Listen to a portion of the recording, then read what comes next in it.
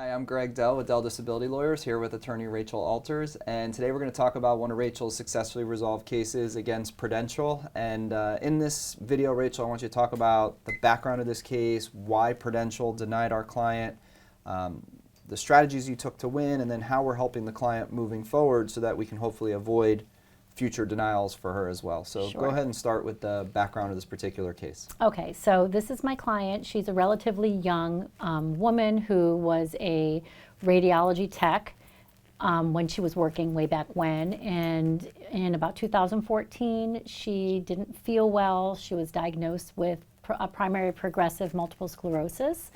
And she also had a lot of degenerative disc issues. So she went out of work. Prudential actually approved her, and they said, we agree you're disabled from your job, and continue to pay her into after the own occupation definition. And then all of a sudden, one day they decided that she was no longer disabled, that she had improved, her condition was now, in their mind, cured, and she can go back to work full-time doing a full-time sedentary job. So, all right, let's just back up because some people don't know what it means. First of all, they approved her for the own occupation they period. did. What does that mean? So the definition was whether she could do the material substantial duties of her own job as a radiology tech. And then after 24 months, the policy definition changes to whether she can do any gainful occupation. Okay, and then during the any gainful occupation, I guess for which she has experience, education, and training, sometimes Prudential policies have an income component that say you have to earn 60% of what you used to earn. Correct. How much longer did they pay her into the any occupation stage? They paid her for a few more years, and then they decided they were going to cut her off.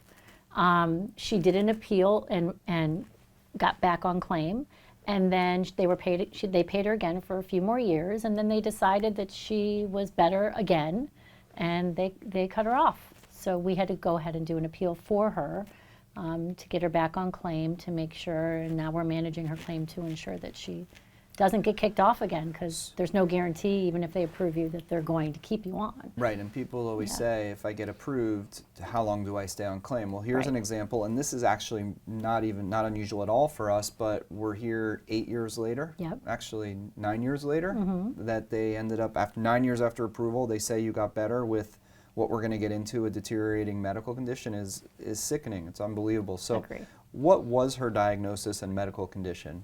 It was primary progressive multiple sclerosis, and then she also had degenerative disc disease of her cervical spine. So she went through recently cervical spine surgery, and she's in a lot of pain, and it is in conjunction with the multiple sclerosis. She has a lot of issues with her gait. She can't think. She's got cognitive issues with memory and focus and concentration, and she's just got a lot of physical and cognitive problems, yet Prudential just decided, in our opinion, our peer review doctors reviewed the medical records, and they think that her doctors are incorrect in keeping her out, and her doctors had said that she's permanently disabled, that there's no return to work. So she's already been denied twice. Yeah. And what did Prudential rely upon in your case specifically in order to deny her again? The peer review. So, and they actually had a doctor, originally when they approved her, they had a neurologist who did the peer review, who was relatively qualified to give an opinion.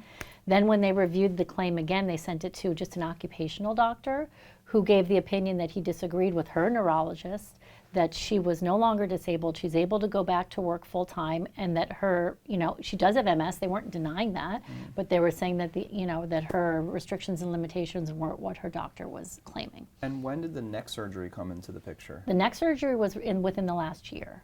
So, but they said, she had the surgery, then she's recovered from that too. And they never sent her for an IME, they never sent her for a functional capacity evaluation, they just relied on a paper review, and they said, it's our doctor's opinion that you're just fine. And just fine to the extent that you can go do any job, or did they even present any jobs that they thought she could do? Oh, they gave her jobs that, sedentary jobs that they thought she could do that would give her 60% of her salary, and, but in our opinion, in her doctor's opinion, and her opinion, there was no way she can handle those jobs in her state, because we had neuropsych evaluation done on her, which showed that she had cognitive dysfunction, moderate. We had a functional capacity evaluation that we did that she went through, and they proved that she put forth full effort and she was not able to handle a sedentary job, and that was mainly due to the cervical issues, but also due to the issue she has with MS. So I was about to ask you what you did in the appeal, I beat you to but it. I want to break it down a little bit because the first thing you said was, and this is after you got your claim file, which I know was several thousand pages in this particular claim, which is large because you had 9 years of medical records and prior denials with appeals being done. So this is considered a very large and extensive file. But the first thing you thought about was you're going to have her go through a neuropsych exam. Why did you do that, and what is that? A neuropsychological evaluation is usually a full day, sometimes 2-day evaluation by a board-certified neuropsychologist who puts you through a battery of testing, which tests, your memory, your executive functioning. There's all kinds of different things that they test. They also test whether you're putting forth full effort into the test, and they end up writing a very detailed report about their opinion on how you're functioning cognitively, if you're able to go to work or not work, what you can handle, and then they give a lot of recommendations about future care, cognitive therapies, and things you can do to improve your situation. And in this particular case, what were the results that were helpful for you in order to win the appeal? Yeah, it showed that this client had, severe decline in her executive functioning. Short-term memory, long-term memory issues were a problem. She couldn't multitask. There were a lot of different things. She also had depression because when you have a lot of physical issues, it creates secondary depressive issues. So she had depression and anxiety as a result of the fact that she could no longer do things in her life that she used to be able to do. So, and the opinion of the neuropsychologist was that no, she cannot work in any gainful occupation because she can barely function on a day-to-day basis. She walked with a cane.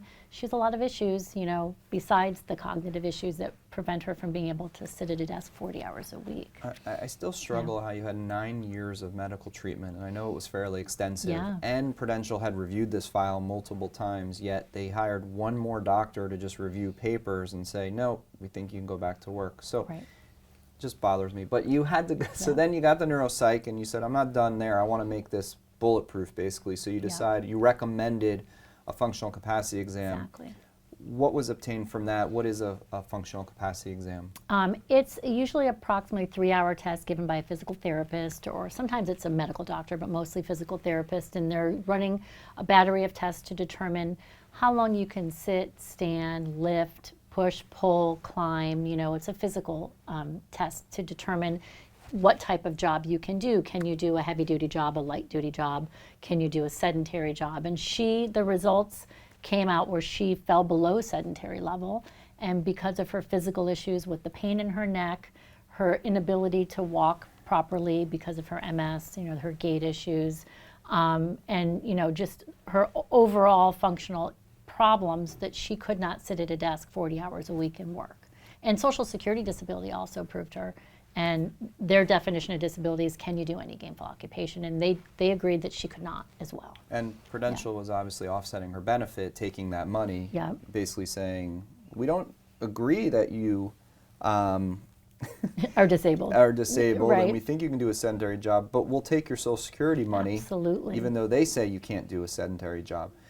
This word sedentary actually has a kind of like a legal definition in this world in the disability insurance world that we live in. And what does that really mean when people hear you say that? Because it's more than just a desk job. So how do you view it, and how does the disability insurance company view it when they throw it out there? It's, can you sit for extended periods of time? Can you lift, up to 10 pounds occasionally? Can you use a computer? Can you, use fine finger movements? There's a lot that goes into it. And also, can you be a reliable employee? So if you can do all of those things and you can sit at a desk 40 hours a week, then yes, you can do a sedentary job. But somebody who had cervical spine fusion and is in significant pain has a hard time holding her neck, down, looking down, at paperwork or looking up at a computer. She also has issues cognitively, which that's a problem, being able to focus. So there's a lot of things that go into it. But if the insurance company, their peer review doctors review the records and say, well, we think that she can sit for, between 4 to 6 hours out of an 8-hour day. She can, do fine finger movements on a computer. And, she can lift up to 10 pounds. We think she's fine to go back to work. Right, but the problem is these doctors look at it and they're basically like, yeah, we think she can sit in a chair. Right. But sit and do what? Exactly. Sit and function and sit and be responsible and know how to do 20 different things in a day. And then after you survive that day, come back the next day, do it again, and the next day, and the next day for 5 days a week like a normal employee. And that's the ridiculous nature of them saying, you know, then they'll go out and do a video and be like, well, we saw you go to the restaurant for an hour. Right. Well, if that was my job to go eat once or twice a week and sit in a restaurant for an hour, then sign me up. Sure. But it's a 40-hour work week. So. And believe me, my client would love to work. If she can go back to work full time, she would do it in a second. Well, the sad thing is that now she's been through this twice. Right. And you would think, okay, she's out of the woods, but she's not. And what are you going to do to continue helping her and protecting her benefits so that hopefully this doesn't happen again? Yeah, I mean, unfortunately, there's no 100% foolproof way, but what we do to make sure and to ensure that they stay on claim as long as possible until they can go back to work is to make sure that she's treating regularly with her neurologist and that the neurologist is documenting as you know, detailed as possible what her restrictions and limitations are. We probably will send her for an updated neuropsych evaluation, you know, a year after she's had one because that's what they recommend, just to show if she's had any decline cognitively and just make sure that she's, you know, not doing anything that she claims that she couldn't do.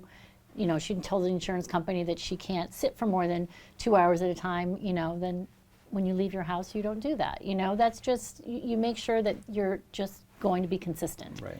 And then when they do the claim review and the doctors are supportive and all the records are in order and, you know, then hopefully they continue to pay the claim. And we don't give them ammunition. And I know that every aspect of the claim is handled by you through our office where they never talk to her. Any paperwork they want comes through us. If they want attending physician statements, we get it.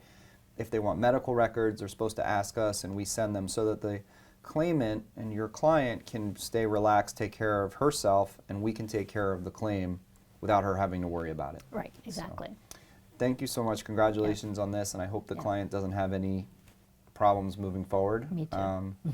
If you're someone out there with a Prudential long-term disability claim, feel free to contact myself or Rachel. No matter where you live in the country, we're available to assist you, and we'll always provide you with initial free phone consultation.